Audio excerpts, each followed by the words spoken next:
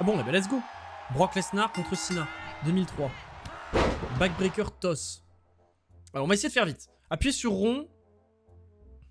Et gauche plus X. Rond, gauche plus X. 3 d'ailleurs.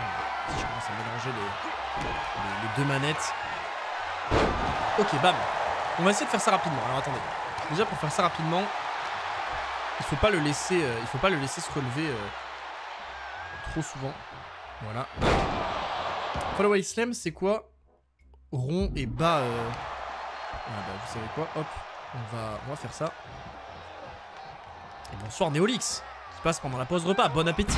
Et oui, alors le jeu est plus beau que le 22. C'est pas le jour et la nuit, mais le jeu est quand même très beau. Et là, j'ai mis tout au maximum et je suis quand même à 60 FPS. Donc à ce niveau-là, c'est très très cool. Ok, alors Irish Whip. Ok. On va le.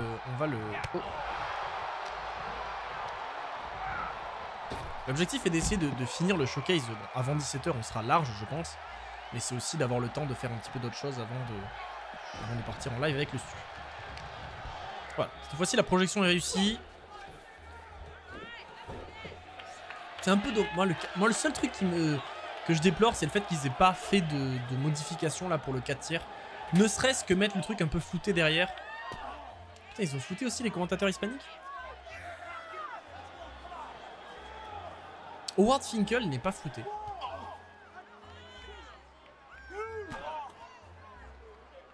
Attendez, je rêve où il y a un mec. Ah non, j'ai cru qu'il y avait un mec qui avait encore un t-shirt WWF. Mais non. Allez, mets-le dans le ring. Projection contrée. Ouf. T'as un Lesnar qui part dans l'escalier. Crois-moi que...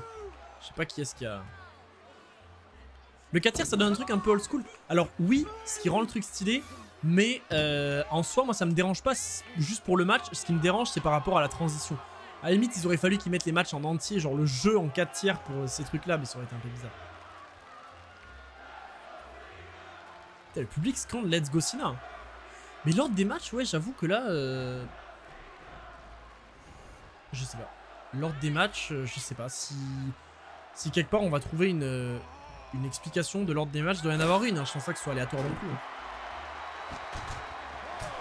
On va te calmer par contre, sinon. Non, je vais pas te calmer en fait, tu vas juste m'éclater la gueule. Arrête de faire le ouf, par contre. 2 autres combos lourds. Oh. Voilà, ça c'est contré. Oh, F5. Ah non, je peux pas F5. Je ne peux pas F5. Bam. Ok, donc combo lourd ou saisie. Tac, tac. Ça c'est un premier combo lourd. On a combien au niveau de l'arbitre là? Je pense qu'on a le temps. Tac, tac. Ouais non, laisser le jeu en 4 tiers ça aurait été dégueulasse. Mais bon, à la limite, ouais, je sais pas. Moi je pense que dans le contexte du jeu, ça aurait été un peu cool de foutre le... Genre de remplir ces bords noirs. Mais effectivement, après, c'est 4 tiers. Un jauger une redoutable attaque lourde frontale. Alors attendez, attaque lourde frontale, c'est juste croire. Sans ça déclenche une cinématique. Et Lesnar est en sang. L'ordre des matchs, c'est une histoire basée avec le Never Give Up. Ouais, voilà, bah, c'est ce que je me dis. Ça doit pas non plus être aléatoire complet, quoi. Projection contrée. L'arène est cool, par contre. L'arène de Backlash est très propre.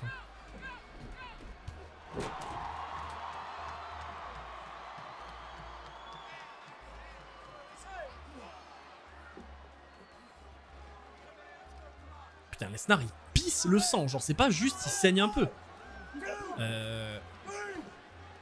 Vraiment, le mec a le crâne, mais il pisse le sang. Et je pense que l'histoire Never Give Up, c'est en mode genre... c'est censé raconter un peu comment John Cena a appris à Never Give Up en mode... mais bon, j'avoue que je sais pas trop du coup pourquoi par exemple ce match-là vient après celui de SummerSlam. Je sais pas. Et les commentateurs n'apparaissent plus comme dans SVR, c'est uniquement là dans le mode showcase. Dans le mode showcase, ils ont désactivé les commentateurs parce que en fait sinon c'est hors contexte. Vu qu'ils peuvent pas mettre les vrais commentateurs qui étaient là, ils préfèrent mettre personne.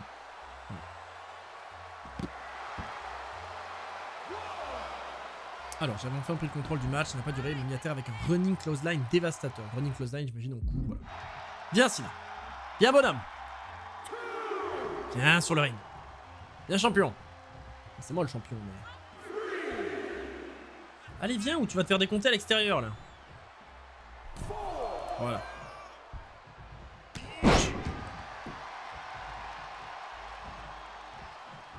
Plus de douleur, ok. Un puissant power slam debout, donc power slam c'est rond. En fait moi c'est ça que je trouve un peu dommage. Ça c'est un truc que je reprochais déjà l'an dernier et que je reproche à nouveau cette année du coup. C'est qu'en vrai je pense que là dans les objectifs en petit, ils auraient pu mettre la touche en question. Parce que moi je trouve ça un peu chiant. Alors autant pour les combos tu finis par les connaître, autant quand t'as le nom de la prise, c'est compliqué de savoir si tu dois faire vers le haut, vers le bas ou je ne sais quoi. Donc en vrai ils auraient au moins je pense pu mettre un truc qui te dit par exemple là la prise c'était joystick vers le haut plus X je crois. À la limite ils auraient pu juste mettre le logo joystick vers le haut plus 3 quoi. Histoire que tu saches quoi faire en vrai. Histoire que t'aies pas à faire pause pour le savoir. Alors après je sais pas, peut-être qu'ils imaginent que ça permet aux gens qui ont envie de juste jouer le match comme si c'était un match normal et de faire les objectifs un peu par hasard, mais je sais pas s'il y en a beaucoup qui font ça. Et c'est vrai que le sang a changé. Alors je pense que c'est particulier dans ce match. Je pense que le sang a une apparence différente dans ce match pour coller à la gueule qu'avait Lesnar. Mais dans ce match il n'est pas ouf. Dans ce match le sang n'est pas incroyable. J'espère qu'il est différent dans les autres... dans les matchs normaux. J'espère que là c'est juste pour coller avec les cinématiques. Je vais éclater par là. Sachant en plus que j'avais dit que...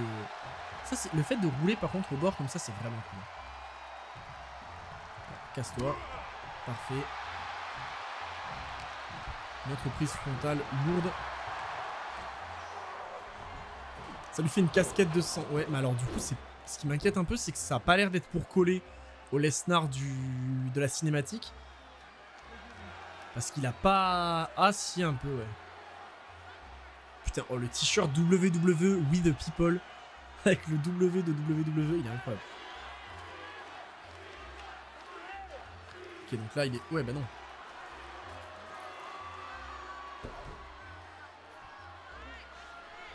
Et oui, et oui. Et là je crois que c'est fini. Et là je crois que le F5... Je crois pas que c'était une époque où les gens se dégageaient de ouf des F5. Ah mais il tente pas le tomber là? Ah ouais, s'il prend autant de temps à faire le tomber, c'est que Cena se dégage. Eh bien non, ça dégage. Seul bémol du mode showcase, c'est de pas pousser la simu un peu plus. Les floutages aberrants, le manque de commentateurs, plus une musique. Alors, en vrai, le truc c'est que... Enfin, pour moi, les floutages, on peut pas leur reprocher à partir du moment où... Enfin, en vrai, ça s'entend qu'ils ont pas envie d'aller payer un mec pour qu'il apparaisse sans être flouté. Dans, tu vois, par exemple, cet arbitre-là, je pense pas qu'il soit dans d'autres matchs du showcase. Donc ça veut dire que t'es obligé d'aller payer le mec, déjà t'es obligé d'aller le contacter, lui dire ouais, est-ce que tu veux nanana. Le mec va te dire oui, à la rigueur, c'est même pas sûr, il peut te dire non. Mais dans un monde où le mec te dit oui, ça veut dire que t'es obligé de dire en mode ouais, bah, ok, du coup, toi c'est bon, donc du coup on te paye, tu veux combien? Et là le mec va essayer de négocier, donc ça déclenche une phase de négociation avec ce mec pour savoir combien tu le payes. Donc je peux comprendre. Mais après sur l'écran géant, je pense que ça c'est des questions de en mode... je pense que vraiment tout ça c'est plus étudié qu'on le pense. C'est-à-dire que doit y avoir un bail de genre sur l'écran géant, il apparaît moins de X secondes, donc ça dérange pas. Et c'est en petit, c'est en arrière-plan, etc. Tu vois, par exemple, le public, c'est pareil. Le public est en arrière-plan, c'est pour ça qu'ils foutent pas le visage des membres du public. Ils sont dans une foule, ils sont en arrière-plan, donc sur l'écran géant, ça doit passer. Kurt Angle est le premier à se dégager du F5, peut-être, je sais pas.